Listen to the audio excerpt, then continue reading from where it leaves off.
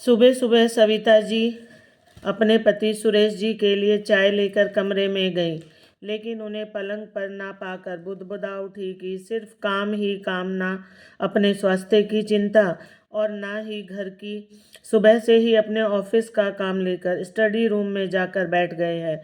बड़बड़ाते हुए सविता जी चाय का कप लेकर स्टडी रूम में गई, लेकिन जाकर देखा तो दरवाज़ा अंदर से बंद था।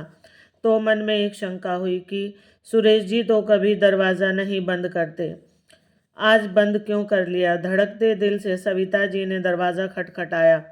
ना खुलने पर डर के अभाव से सविता जी जोर जोर से आवाज़ लगाते हुए दरवाज़ा पीटने लगी। अपनी माँ का शोर सुनकर उनकी बेटी प्राची भी आ गई। क्या बात है मम्मा, दरवाज़ा क्यों खटखटा रही हो? प्राची ने पूछा तो सरिता जी ने रूहासे स्वर में कहा, देख बेटा, इतनी देर से दरवाज़ा खटखटा रही हूँ, पर तेरे पापा ना तो दरवाज़ा खोल रहे हैं और ना ही कोई प्रतिक्रिया व्यक्त कर रहे हैं। अपनी माँ की बात सुनकर प्राची भी घबरा गई और वो भी जोर जोर से आवाज़ लगाते हुए दरवाजे को पीटने लगी। पर फिर भी दरवाज़ा ना खुलने पर वो दौड़कर पड़ोसी अंकल शर्मा जी के घर गई और उसे सारी बात बताई। तो उसकी परेशानी और बदहवास हालत देखकर शर्मा जी तुरंत ही उनके घर आ गए। उनके प्रयत्न से दरवाज़ा खुल गया। वो सब बदहवासी में अंदर घुसे तो देखा सुरेश जी टेबल पर सर रख के बैठे हैं, आंखें बंद हैं और मुंह से झाग निकल रहे हैं। उनकी स्थिति देख उनकी बेटी प्राची पापा पापा बोलकर उन्हें झकझोरने लगी। सविता जी टेबल पर रखे पानी का गिलास और नींद की गोलियों के खाली कागज देखकर डर के अभाव से कांपने लगी। तभी उसकी नज़र वहां रखे एक पेपर पर गई तो कांपते हाथों से सविता जी ने पेपर उठाया। पहला नोट पुलिस के नाम था। मैं आत्महत्या कर रहा हूँ, अतः व्यर्थ में ही किसी को परेशान ना किया जाए। दूसरा पत्र उनकी बेटी प्राची के नाम था। इस अभागे पिता को हो सके तो माफ़ कर देना बेटी। तीसरा पत्र था उनकी पत्नी सविता के नाम। जीवन को रंगीन बनाने के लिए पैसा चाहिए, जो एक नौकरी पेशा इंसान की मामूली वेतन से असंभव है, और नाजायज़ तरीके से पैसा कमाना मेरे सिद्धांत में नहीं है। अब मेरे शव के द्वारा, मेरे पीएफ, ग्रेजुएटी और इंश्योरेंस के द्वारा तुम्हें काफ़ी पैसा मिल जाएगा। तुम जिंदगी भर ऐश करोगी और हो सके तो उन पैसों में से कुछ पैसे बचाकर हमारी बेटी प्राची के हाथ पीले कर देना। अब तुम अपने जीवन यापन के लिए स्वतंत्र हो मम्मा।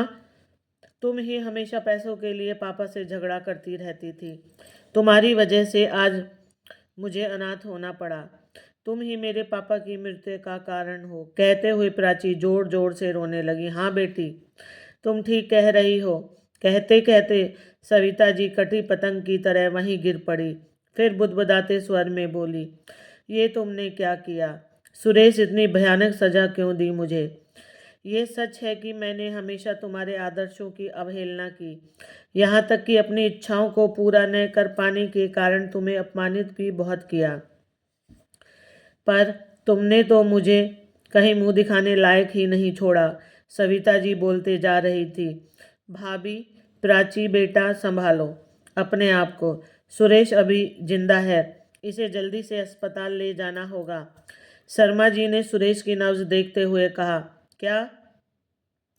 दोनों माँ बेटी ने चौंकते हुए एक साथ पूछा। हाँ बेटी, रो मत, मैं अभी गाड़ी निकालता हूँ। भगवान ने चाहा तो सब ठीक हो जाएगा। शर्मा जी ने गाड़ी निकाली और सुरेश जी को गाड़ी में बिठाया और अपने ही एक रिश्तेदार डॉक्टर के नर्सिंग होम में एडमिट करवा दिया, क्योंकि अगर वो ऐसा नहीं करते तो सुरेश जी के विरुद्ध आत्महत्या का केस पुलिस दर्ज कर सकती थी। शर्मा जी सुरेश की मन स्थिति से परिचित थे। उनके परिवार में उनका घनिष्ठ संबंध था। वो नहीं चाहते थे कि सुरेश के ओवर रिएक्शन से वो तथा उसके परिवार के लोग संकट में आए। लड़ाई झगड़ा किस परिवार में नहीं होता, पर इसका ये मतलब तो नहीं कि जीवन का अंत ही कर लिया जाए। सुरेश को इस आईसीयू में भर्ती देखकर जहाँ प्राची को अपनी माँ गलत लग रही थी, वहीं सविता के दिल में हलचल मची हुई थी। वो कहाँ गलत थी? क्या उसकी चाहत गलत थी? वो अपने पति अतीत के गलियारों में भटकने लगी। वो एक अमीर माता पिता की नकचढ़ी बेटी थी।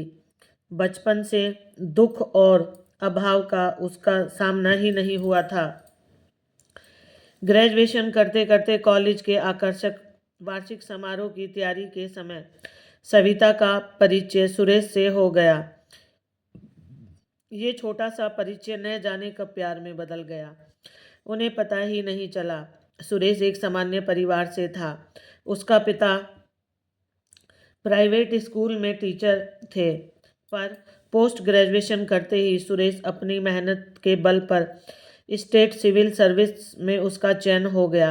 सुरेश की नौकरी लगते ही जब सविता ने अपने माता पिता को अपने प्यार के बारे में बताया तो पहले तो वो सुरेश का साधारण सा परिवार देख थोड़े झिझके, लेकिन सविता की जिद और सुरेश के सुनहरे भविष्य को देखते हुए उन्होंने सहमति दे दी।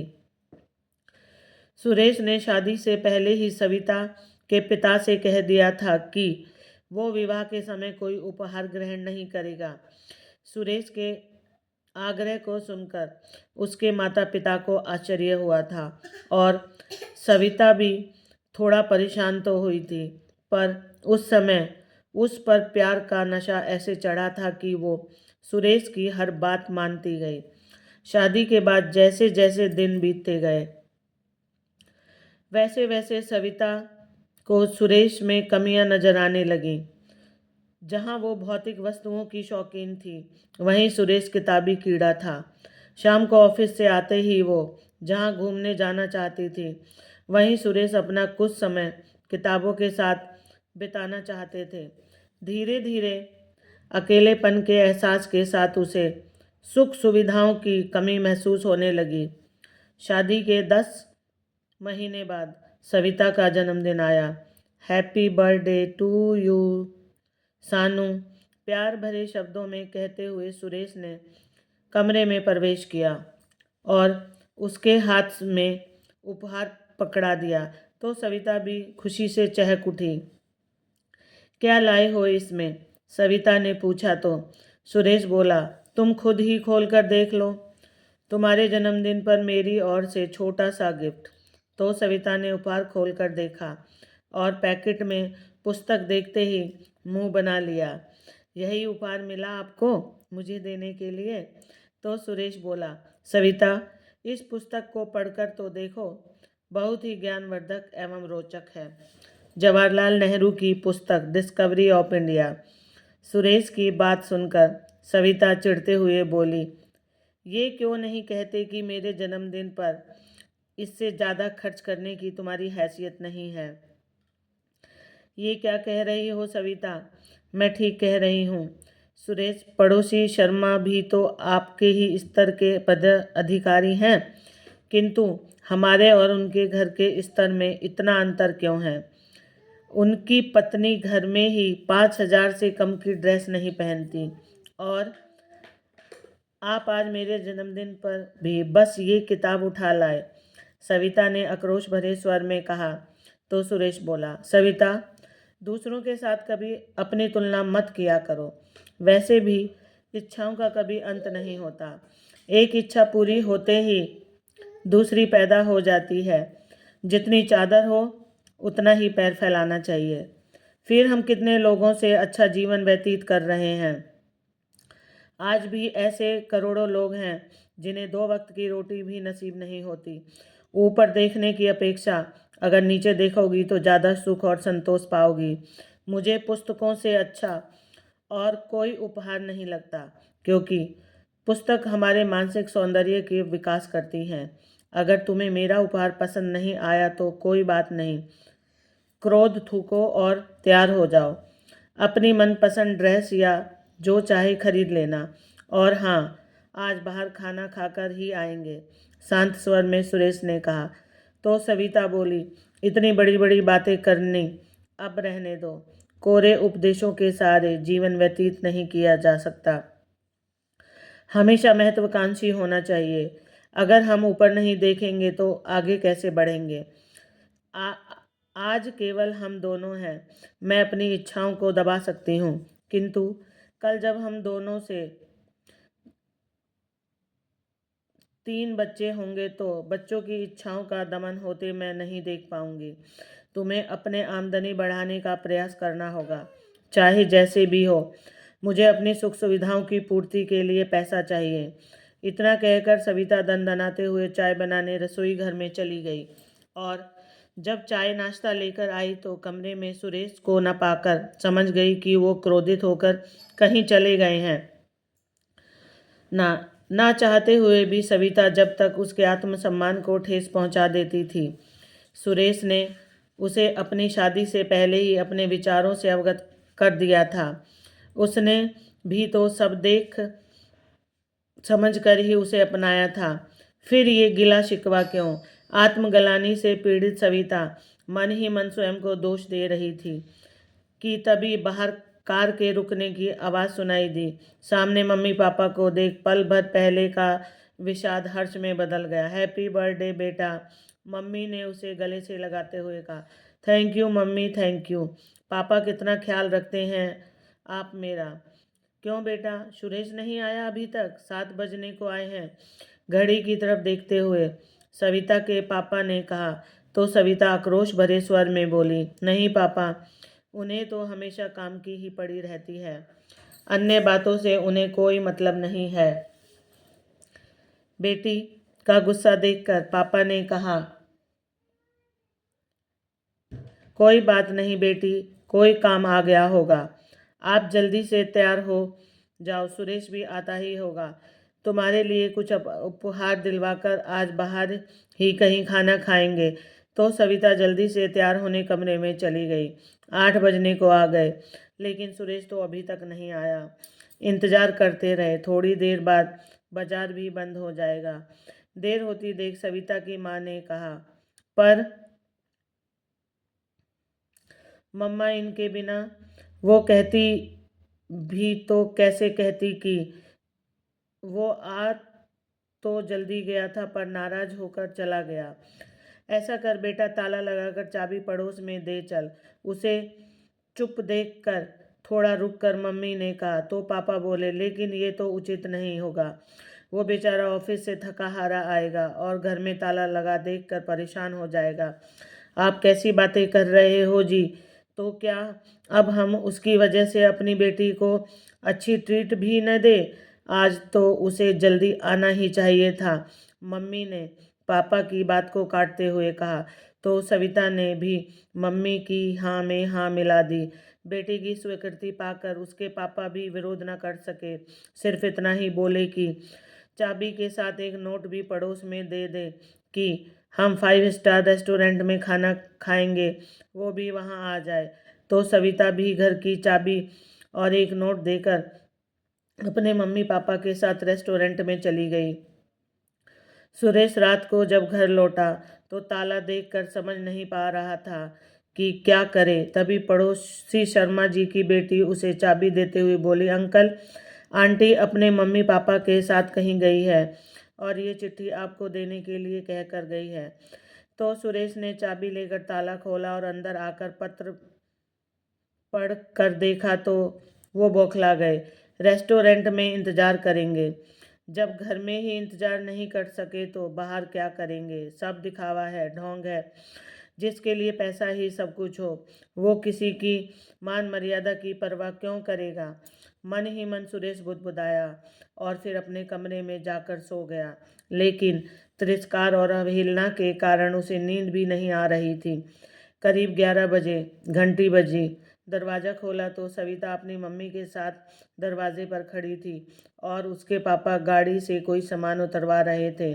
बेटा, हमने बहुत देर तुम्हारा इंतज़ार किया। ऐसा क्या काम आ गया था कि तुम सविता के जन्मदिन पर भी समय से घर नहीं आ पाए। तुमने खाना खाया या नहीं, मम्मी ने अपनत्व दिखाते हुए पूछा। तभी सविता के पापा भी आ गए और बोले, माफ़ करना बेटा, तुम्हारी अनुपस्थिति में हम सविता को लेकर चले गए, किंतु तुम्हारे ना रहने से किसी को भी अच्छा नहीं लग रहा था। हम सभी ने तुम्हें बहुत मिस किया। हमारी ओर से सविता के जन्मदिन पर मामूली उपहार है। अच्छा, अब हम चलते हैं, काफ़ी रात हो गई है। अब तुम लोग भी आराम करो। इतना कहकर वो दोनों चले गए। तो सविता ने खुशी से चहकते हुए कहा, लगता है तुम्हारा क्रोध अभी शांत नहीं हुआ है, लेकिन ये देखो, मम्मी पापा ने कलर टीवी और म्यूजिक सिस्टम उपहार में दिया है। सविता, तुम्हें इतने कीमती उपहार नहीं लेने चाहिए थे। अब तुम्हारा विवाह हो गया है। क्यों नहीं लेने चाहिए? मैं उनकी पुत्री हूँ, उन्हें देने का अधिकार है और मुझे लेने का। और वैसे भी तुम तो इतने महंगे उपहार दिलवा नहीं सकते हो। ये सुनकर सुरेश कुछ नहीं बोला और गुस्से से अपने कमरे में जाकर लेट गया। तो सविता ने भी उसे मनाने की कोशिश नहीं की। समय अपनी रफ्तार से चलता रहा। इसी बीच उनके प्रेम की डोर को मजबूत बनाने आ पहुंची उनकी प्यारी बिटिया प्राची। प्राची की मधुर मुस्कान ने उनके जीवन में मिठास पैदा कर दी थी। आपसी कलेश छोड़कर अब वो बेटी में ही अपना सुख चैन ढूंढने लगे थे। जैसे जैसे वो बढ़ रही थी, सविता को उसके दाखिले की चिंता सताने लगी। हम अपनी प्राची को बोर्डिंग स्कूल में पढ़ाएंगे, एक दिन सविता ने सुरेश से कहा। तो सुरेश बोला, क्यों? यहाँ क्या स्कूल खराब है? मैं भी तो ऐसे ही स्कूल में पढ़ा था। और वो मुझे नहीं पता, आपके पिताजी के पास पैसे नहीं होंगे, पर हमारी एक ही बच्ची है और मैं उसे अच्छे स्कूल में ही शिक्षा दिलवाऊंगी। सविता, मेरे पिताजी के पास भी ज़्यादा पैसा नहीं था और ना ही मेरे पास है। कान खोलकर सुन लो, मैं इतना खर्च वहन नहीं कर सकता। मैं इतना पैसा कहाँ से लाऊं? चोरी करूं या डाका डालूं? बोलो क्या करूं? जहाँ तक व्यवधान का प्रश्न है, मेरे जैसे और अधिकारी भी हैं जिनके बच्चे बाहर नहीं, उनके साथ रहकर ही पढ़ाई कर रहे हैं।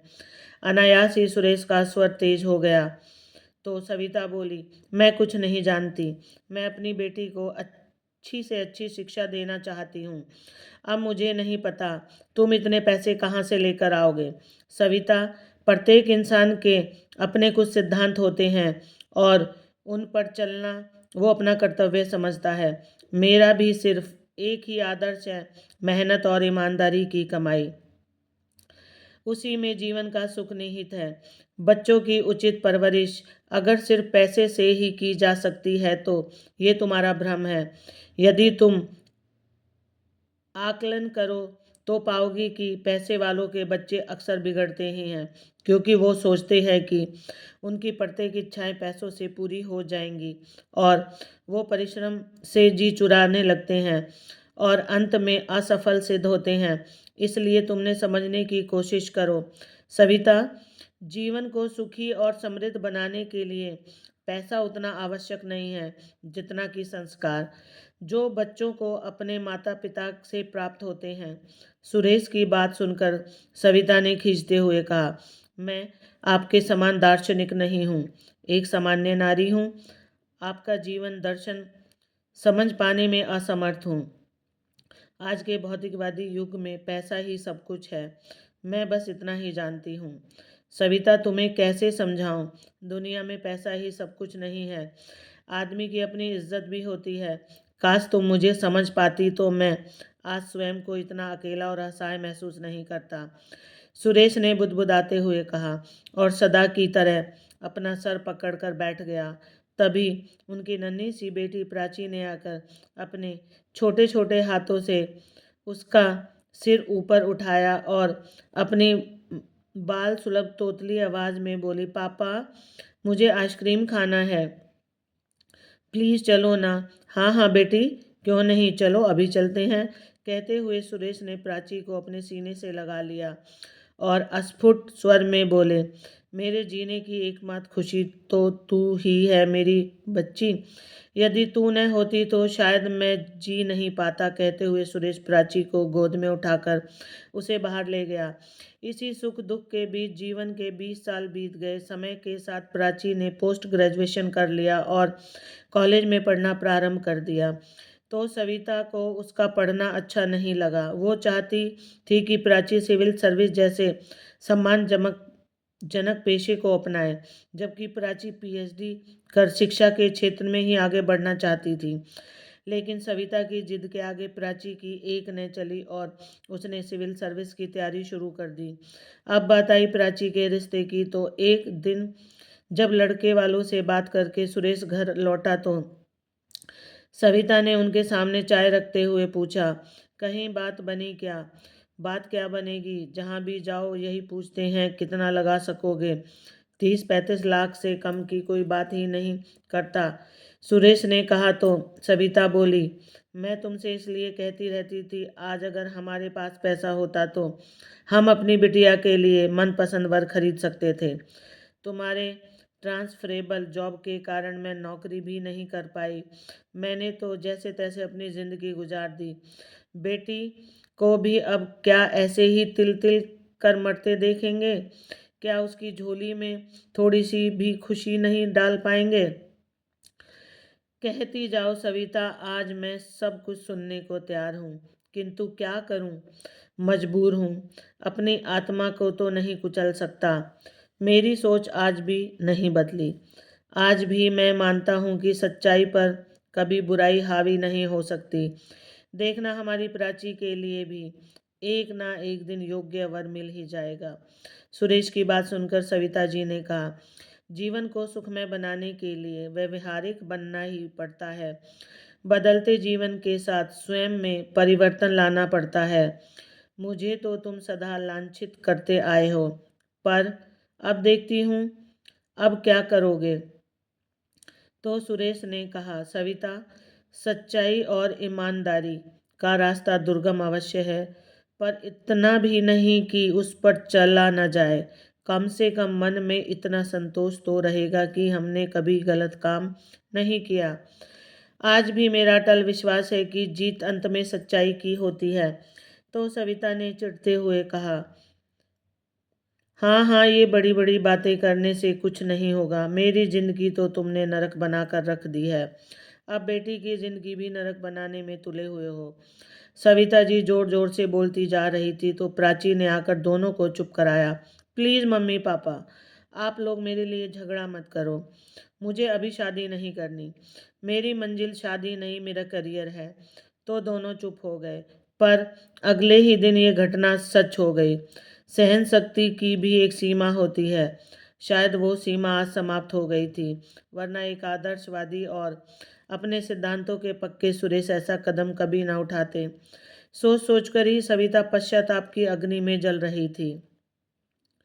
आंखों से आंसुओं की अविरल धारा बह रही थी और मन ही मन कह रही थी, मुझे माफ़ कर दो सुरेश, बस एक मौका और दे दो, इस बार तुम्हें निराश नहीं करूंगी। तभी प्राची वहाँ रोते हुए आई और बोली, मम्मा, पापा इस दुनिया में नहीं रहे, वो हमें छोड़कर चले गए हैं और ये सब आपकी वजह से हो हुआ है। मम्मा, मैं आपको कभी माफ़ नहीं करूंगी। आपकी वजह से आज मेरे पास पापा नहीं है। कहते हुए प्राची जोर जोर से चीख पड़ी। ये तुम क्या बोल रही हो बेटी, ऐसा नहीं हो सकता। तेरे पापा हमें छोड़कर नहीं जा सकते। कहते हुए सविता अंदर दौड़कर गई तो सामने सुरेश को लेटा हुआ देखकर उससे लिपटकर जोर जोर से रोने लगी। ये क्या किया सुरेश तुमने? माफ़ी का एक मौका भी नहीं दिया। मुझे प्लीज़ सुरेश, मुझे माफ़ कर दो, वापस आ जाओ। नहीं चाहिए मुझे पैसा, प्लीज़ वापस आ जाओ। पश्चाताप की आग में जलते हुए सविता जी चिल्लाती जा रही थी, लेकिन आज सुरेश ने उसकी एक न सुनी और उसे छोड़कर हमेशा के लिए चला गया। शर्मा जी ने जैसे तैसे दोनों माँ बेटी को संभाला और उन्हें घर लेकर आ गए। शाम तक सुरेश का भी क्रियाक्रम कर दिया। दिन बीते। अब घर में सविता और प्राची दोनों माँ बेटी रह गई। धीरे धीरे प्राची का गुस्सा भी अपनी माँ के प्रति शांत हो रहा था, क्योंकि